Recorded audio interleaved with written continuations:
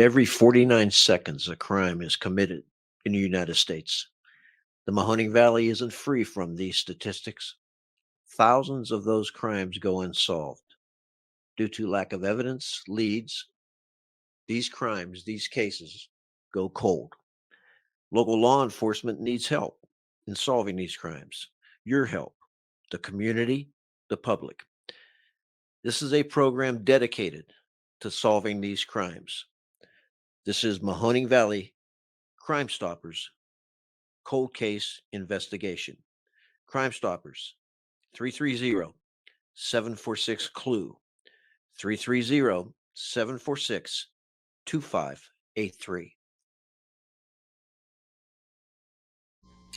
Welcome to another edition of Mahoning Valley Crime Stoppers Cold Case Investigation. I'm your co-host, John P. Leseganich. My other co-host, Pat Kerrigan, is off on this podcast and preparing for a well-deserved vacation.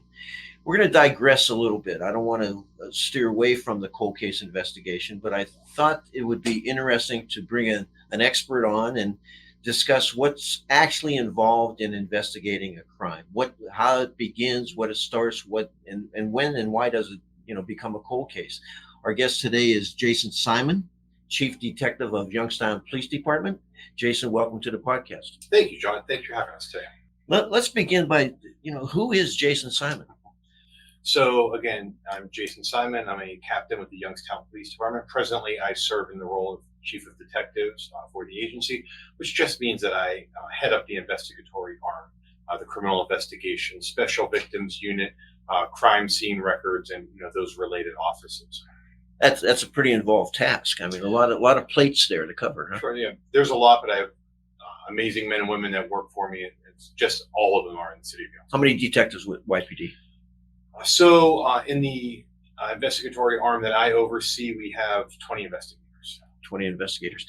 So let's talk about a crime scene. A crime has occurred. First responders respond. Youngstown police, patrol officers, who's ever worked in the streets. When do detectives get involved? So, what I'd like to start with is that the real investigation begins with the 911 call, or the call that comes in, to our 911 center, whether it's emergency 911 or a non-emergency line. And the victim or the reportee or maybe the witness is talking, to our dispatchers, and that information is being relayed to police. So really, the investigation begins there with the information that's being told and what we can glean off of what the caller is reporting. So certainly from there, the patrol officers are initially dispatched, of course. And what I'll talk about here is our more serious cases. Some of them might be a shooting or a homicide, sure. Which is generally where the realm we're talking about as we talk about cold cases, as we're going in that direction. So a number of patrol officers are going to be dispatched, of course, that go along with supervisors. And, they will be the caller will be on the phone with 911, continually giving information and updates while the officers are, being directed and redirected from other assignments, to this very serious scene. Of course, police and ambulance are showing up sometimes at the same time, sometimes one before the other. Really just depends on location and what's going on. And that's really the second part of the investigation. What most people call the first responders, but really 911, starts it off, because that's where they almost all start out. So the patrol officers are there, the ambulance is there, and we're controlling the scene, right? Because there's chaos going on. Sure. Generally speaking, the police department is not called to a scene because someone's having a good day and they want to say hello to the police. It's a chaotic scene where we're needed for our law enforcement services. So as we get there, it's our job to control, the individuals and control that scene. It doesn't mean in a forceful way. It just means that, we have to, do our job, make sure folks are separated, make sure the scene is, kept in the condition that we find it, so that when the investigators get there, if that becomes necessary, it's kept pristine and, as well as can be, obviously for the case coming down the road. So, you bring up an interesting point where it begins by the 911 call. That's where a lot of that information is shared on the scene itself and the crime that was convicted. Admitted. Sure. Yeah. We get that story from the caller to begin with, and those often are not long phone calls. It's only a brief bit of information to get us there. Every call's so different. Sometimes the calls are longer with a lot of information. Sometimes they're very brief. Hey, I saw someone was shot. Can you please send somebody? And maybe the person calling doesn't know a lot of information. information. So regardless, when the officer gets there, they're going to a scene that is very tense, very uncertain as to what may be happening. Again, as we talk about, I'll use a stereotypical shooting homicide, which is what most people are going to think of. Where's the shooter at? How many victims do I have? I need to keep myself safe as an officer, because if we're not safe, no one else can be safe either. How can I get medical attention to these victims, and keep everyone safe, control the scene at the same time, relay information to other police officers? There's so much that goes on that most people may see, but they don't understand or grasp the gravity of how much that first responding officer has for responsibility. So the information gathered on the 911 call, then the information gathered on the first responder, that is all put together, and that's where maybe that information is shared with the detective branch? Sure. So there will almost always, actually pretty much exclusively, be a patrol supervisor on scene, for these especially more serious calls. Again, let's talk about a homicide. Sure. So there's going to be a supervisor there. That patrol officer or those patrol officers are going to be sharing all of that information with the supervisor, who's probably getting it in the same real time. They're listening to the 911 calls. They're seeing what's going on. That patrol supervisor is going to really make a call, literally and figuratively, to say, hey, we need the detectives on this. This is going to require an in-depth investigation that, patrol does not handle. That's for the specialized units, which are criminal investigators. Again, a homicide would be a homicide team that comes out. So they'll relay information, back to their superiors on patrol, who will then make a call to myself or my lieutenant, who's Lieutenant Mohammed Awad. He's my number two, whoever is on kind of rotation. And then we'll begin the process of contacting our teams, crime scene detectives, to come out and kind of pick up where patrol leaves off. Now, and every homicide may not require, it may be solved right on the scene itself. Or no?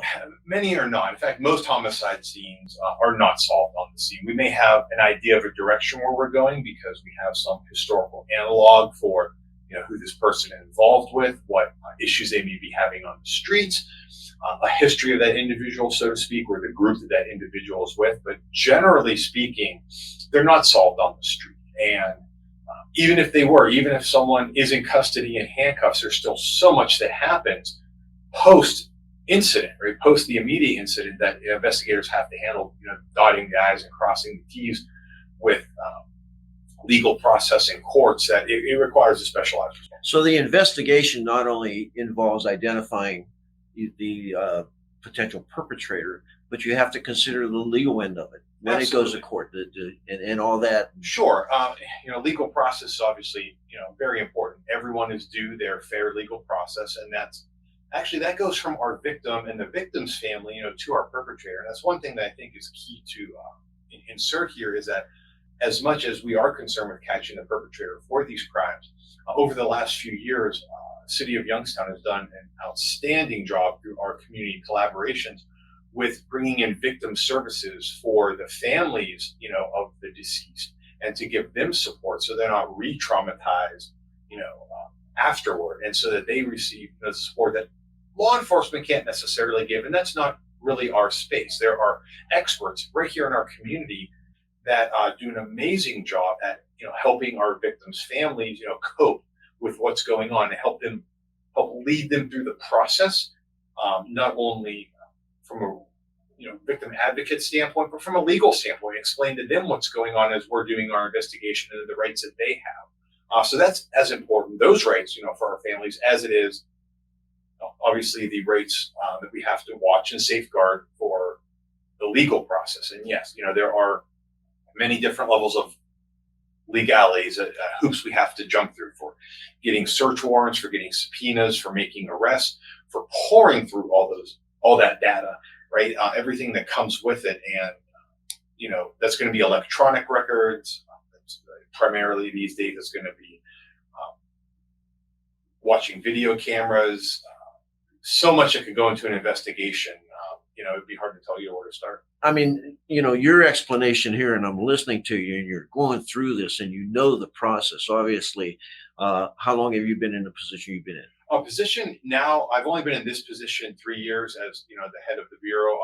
But before that, I was a detective in the bureau myself. Yeah, it's a huge process, and everyone gets involved: community, the courts, the prosecutor's Oh, yeah. office, and all that has to be shared together. And I want people that are listening to this podcast and then subsequently viewing the podcast to understand that the first responders is responding to and trying to secure the scene itself. Sure. Then the investigation, although it takes place on a 911, then the investigation process, which is extremely involved, as you described it, takes place. And that's where all the evidence needs to be gathered. Absolutely. And so we understand the trauma and the angst that families are going through, of the deceased. And we often hear, well, and I'll just use a name, Jimmy. We heard that Jimmy did it. Go arrest Jimmy. And we would love to, right? However, it just can't work that way because not only does Jimmy, our fictional perpetrator, have rights, but we have to have something to bring Jimmy to court on, and that often does not happen right away. And this is where, as we're going to lead in this, where cases sometimes become cold. We have to get evidence, right? That's our basic legal process. Those are our constitutional guarantees, and that is for you, me, everyone walking down the street every day living life, as well as our perpetrators in crimes. Everyone has rights, and we have to safeguard those because at the end of the day, if we're going to bring a case successfully to trial, we have to make sure that it can be proven beyond a reasonable doubt. And again, like I said, there are certain levels, certain burdens of proof we have to meet along the way.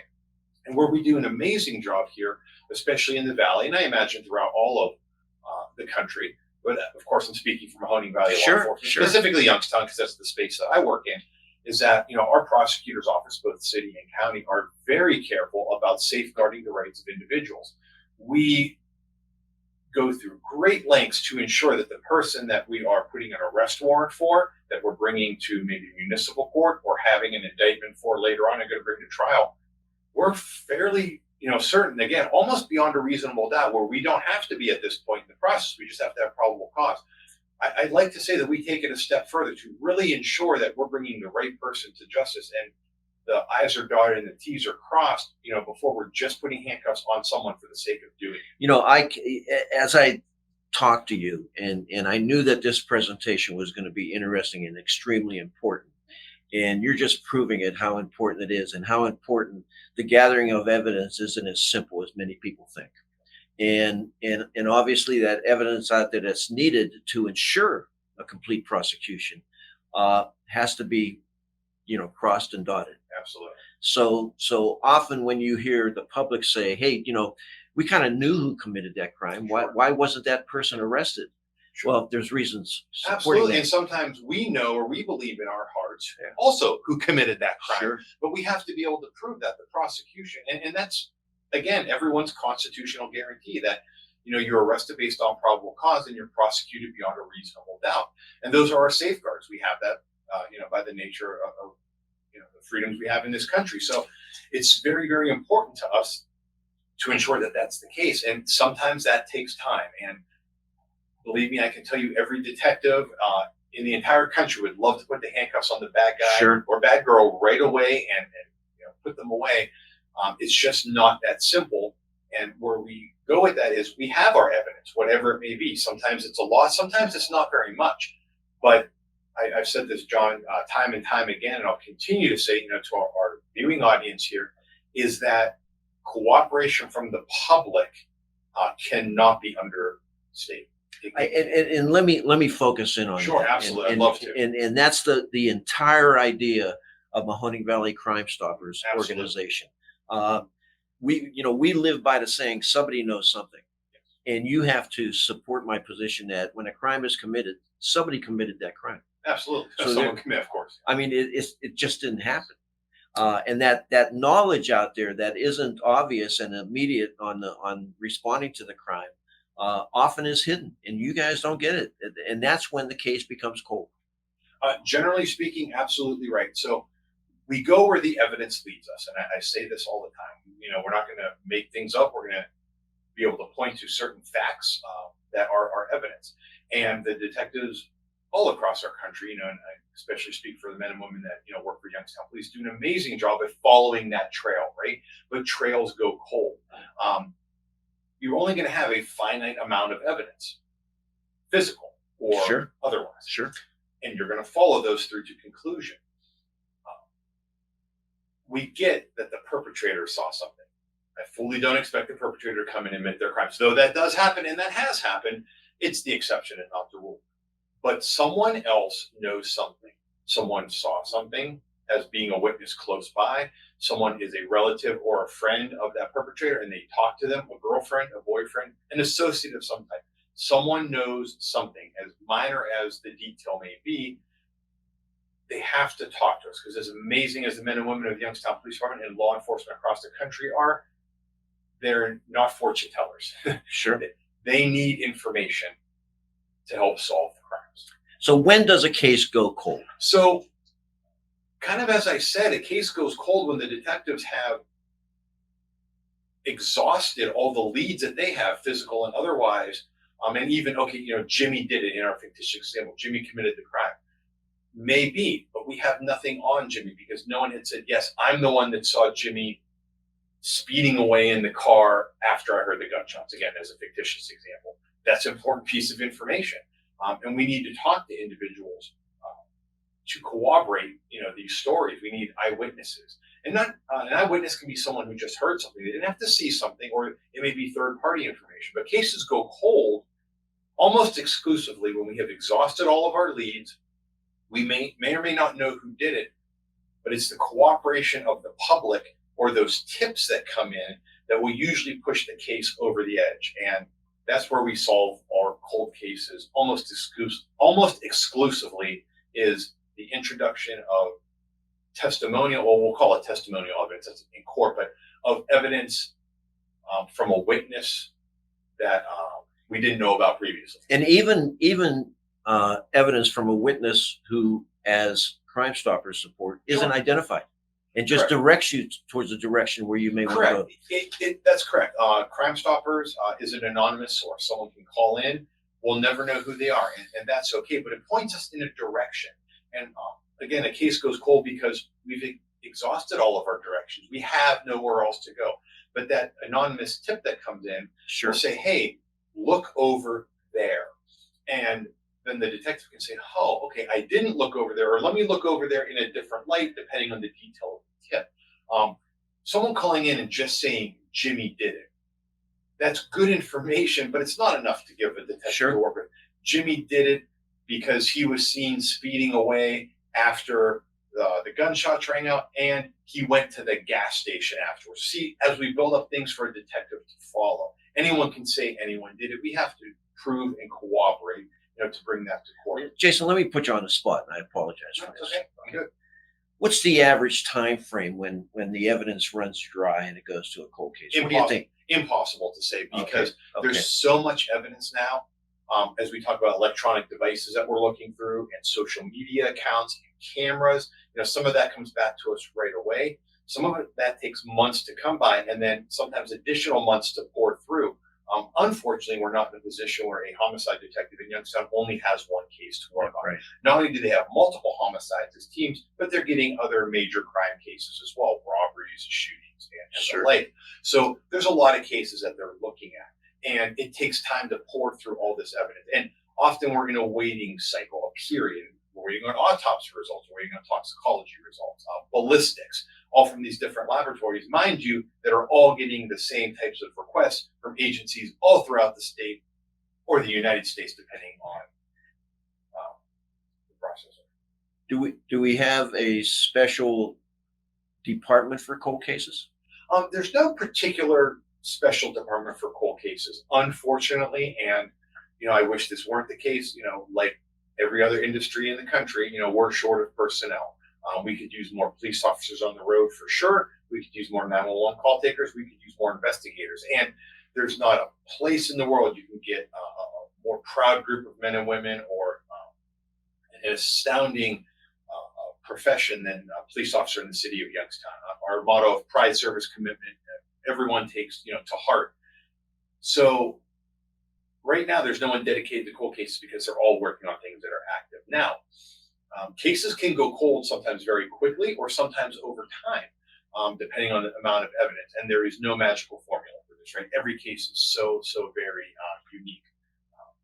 again, some go colder than others. But as we get new information, as we get a piece of actionable intelligence, and it has to be that actionable intelligence that we can work on, we'll reopen that and give it to an investigator and say, hey, this came in now, go this direction.